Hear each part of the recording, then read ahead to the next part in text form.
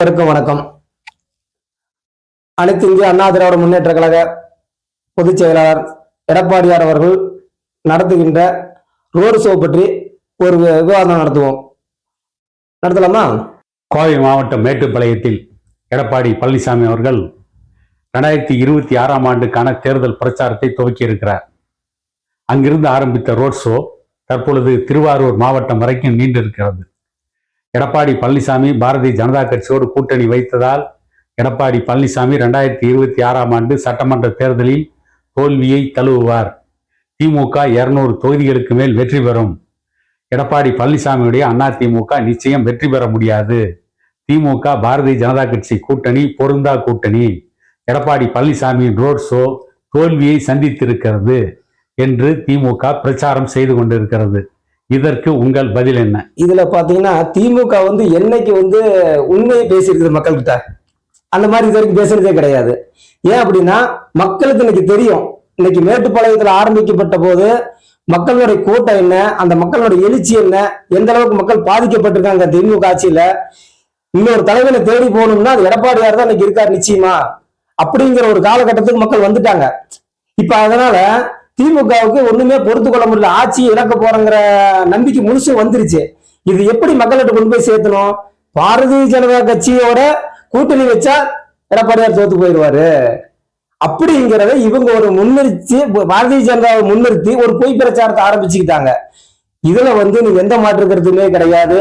எடப்பாடியார் அவர்கள் சொல்லிட்டாரு, மக்களுடைய நலன்ல ரொம்ப தெளிவா இருக்காரு. அடித்தட்ட மக்களுக்கு என்னென்ன தேவை, என்னென்ன மக்களுக்கு செய்யணும் அப்படிங்கிற ஒரு விஷயத்த நேரடியாக களத்துல இறங்குறாரு. ஒரு ஊருக்கு போறாரு அப்படின்னா பிரச்சாரத்தை பாக்குறாரு. பிரச்சாரத்தை பார்த்துட்டு 4 மணிக்கு பிரச்சாரம் ஆரம்பிக்கிறாங்க. ஆனா காலையில 8 மணிக்குள்ள எந்திரிச்சு அந்த கள நிலவரத்தை பாக்குறாரு. மீனவர் மக்கள்லாம் மீனவர் சந்திக்கிறாங்க. விவசாய பெருமக்கள் அப்படின்னா விவசாய பெருமக்கள் போய் சந்திக்கிறாரு. ஸ்டாலின் எந்த காலகட்டத்திலேயே 6-7 மணிக்கு எந்திரிச்சு போய் மக்களை சந்திச்சிருக்காரா? இதுல பாத்தீங்கன்னா எடப்பாடியார் சேலம் மாவட்டத்துல 100 ஏரி திட்டங்கள் ஒண்ணு கொண்டாந்தாரு, மக்களுக்காக கொண்டாந்தாரு. நம்ம ஆட்சி எடப்பாடியார் ஆட்சி முடிஞ்ச உடனேயே திமுக ஆட்சிக்கு வந்தோம்னா திட்டத்தை கிடப்புல போட்டாங்க. கிடப்புல போட்டதுக்கு அப்புறம் பாத்தீங்கன்னா எடப்பாடியார் பல போராட்டங்களை முன்வைத்தாரு. இது மீடியாவில் சொல்லாத நாள் கிடையாது. இப்ப எல்லா அதிகாரியும் பேசாத எல்லாமே பண்ணி பார்த்தாரு. கடைசி கட்டமா எம்பி எலெக்ஷன் வரும்போது கொஞ்சம் கொஞ்சமா நவுத்துனாங்க திட்டத்தை. இப்ப ஓரளவுக்கு கடைசி கட்டமா அடுத்து நம்ம எம்எல்ஏ வந்துடுவோம், அதுல தோத்து போயிடுவோம், சேலம் மாவட்டம் நமக்கு சிபிஐ எல்லாம் போயிருங்கிறதுனால திட்டத்தை ஓரளவுக்கு நிறைவேற்றி முடிக்கப்பட்டது. இப்ப இந்த அழுத்தங்கள் அத்தனையும் எடப்பாடியார் கொடுத்தது, திட்டங்கள் அத்தனையும் அவருக்கு வகுக்கப்பட்டது. திமுக எந்த நலத்திட்டத்தையும் கொண்டாட முடியல மக்களுக்கு. அதனால அவங்க பேசுவாங்க. என்ன பேசுவாங்க அப்படின்னா, பொறுக்க முடியல, எடப்பாடியார் அடுத்து ஆட்சிக்கு வந்துருவாரு, இது இப்படி எல்லாம் பொய் பிரச்சாரம். பொய் பிரச்சாரம் என்ன பண்ணணும்? பிஜேபி மேல குறை வச்சா மட்டும்தான் அவங்களால இப்ப இதை பேச முடியும். ஆனா அவர் திட்டத்தை எதையுமே குறை சொல்லி மக்கள்கிட்ட எடுத்து செய்ய முடியல, எடுத்து சொல்ல முடியாது அவங்களால. பிஜேபிங்கிற ஒரு பூச்சாண்டி காட்டியே மக்களை ஏமாத்திக்கிட்டு இருக்கிறாங்க இவங்க. அது எடப்பாடி பழனிசாமி வெற்றி பெறுவார், திமுக ஆட்சியின் மீது வெறுப்பு இருக்குன்னு சொல்றீங்க. ஆனால் திமுக ஆட்சி பல நல்ல திட்டங்களை, பல மக்கள் நல திட்டங்களை செயல்படுத்தி இருப்பதாக திமுகவுடைய கொள்கை பரப்பு செயலாளர்கள், மற்ற திமுகவுடைய முன்னோடிகள் அவர்கள்லாம் பேசிட்டு தான் இருக்காங்க. திமுக தான் தமிழ்நாட்டில் ஒரு பொற்கால ஆட்சி நடத்துன்னு சொல்றாங்க. இதுல எப்படி திமுக எதிர்த்து நீங்கள் வெற்றி பெற முடியும்? சரி, நீங்க இந்த கேள்விக்கு நம்ம கரெக்டான பதில் கேட்டிருக்கீங்க. திமுக இது வரைக்கும் திட்டங்கள் முத வந்தோம்னா மாநில இருக்கானவங்க உரிமை தொகை ஒரு 1000 ரூபாய் தரோம் அப்படின்னு சொல்லியிருந்தாங்க. அந்த திட்டத்தை என்னைக்கு நிறைவேற்றினாங்க? ஒரு இடங்கள் பக்கமா ஆச்சு. ஒரு இடங்கள் ஒரு இடங்கள் இருக்குன்னு சரியா தெரியல, ஒரு வருடங்கள் இருக்கலாம். இதையுமே கூட எடப்பாடியார் பல இடத்துல பல மீட்டிங்ல பேசினாரு. அதுக்கப்புறம் விவசாய கடன், கல்வி கடன், இதெல்லாம் நகைக்கடன், இதெல்லாம் தள்ளுபடி பண்றாங்க. எந்த இடத்துல முழுமையா செயல்படுத்தினாங்க? செயல்பாடு கிடையாது. பேருக்கு கவர்ச்சிகரமான திட்டங்கள், கவர்ச்சிகரமான வார்த்தைகள் மட்டும்தான் திமுக விஷயங்கள். திமுக ஏற்கனவே கொடுக்கப்பட்ட ஒரு 80% வாக்குறுதிகள் இதுவரை நிறைவேற்ற முடியல அவங்களால. அடுத்த கட்டமா அவங்க தேர்தல் அறிக்கை ரெடி பண்ணிட்டாங்க. இந்த தேர்தல் அறிக்கை மூலம் அடுத்தது அவங்க 2021 கொடுத்த தேர்தல் அறிக்கையை அவங்களால செயல்படுத்த முடியாதவங்க 2026ல இவங்க கொடுக்கிற வாக்குறுதியை எப்படி செயல்படுத்த முடியும்? திமுக கூட்டணி வலிமையாக இருக்கிறது. அந்த கூட்டணியில் விடுதலை சிறுத்தைகள் கட்சி,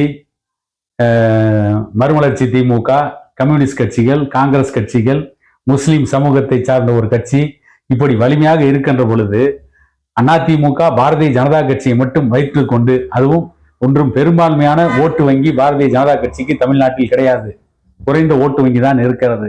அப்படிப்பட்ட ஒரு கட்சியை மட்டும் கூட்டணிக்கு வைத்துக் கொண்டு 2026ஆம் ஆண்டு தேர்தலில் அதிமுக எப்படி வெற்றி பெறும்? இதுல பாத்தீங்கன்னா நீங்க ரைட்டு, நீங்க கேட்கிற கேள்வி சரியான கேள்விதான். அனைத்து இந்திய அண்ணா திராவிட முன்னேற்ற கழகங்கிறது ஒரு தமிழ்நாட்டுல அதிக உறுப்பினர்கள் கொண்ட ஒரு கட்சி.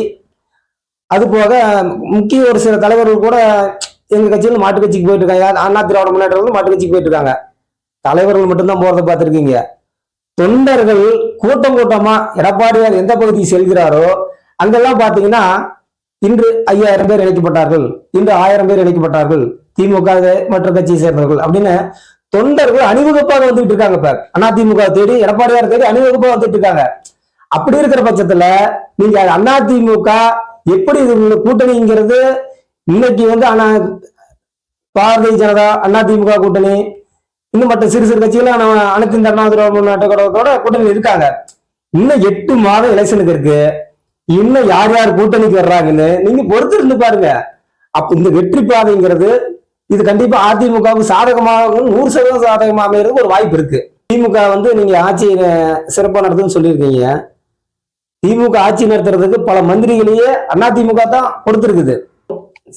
வணக்கம். மீண்டும் அடுத்த நிகழ்ச்சியில் சந்திப்போம். நன்றி, வணக்கம்.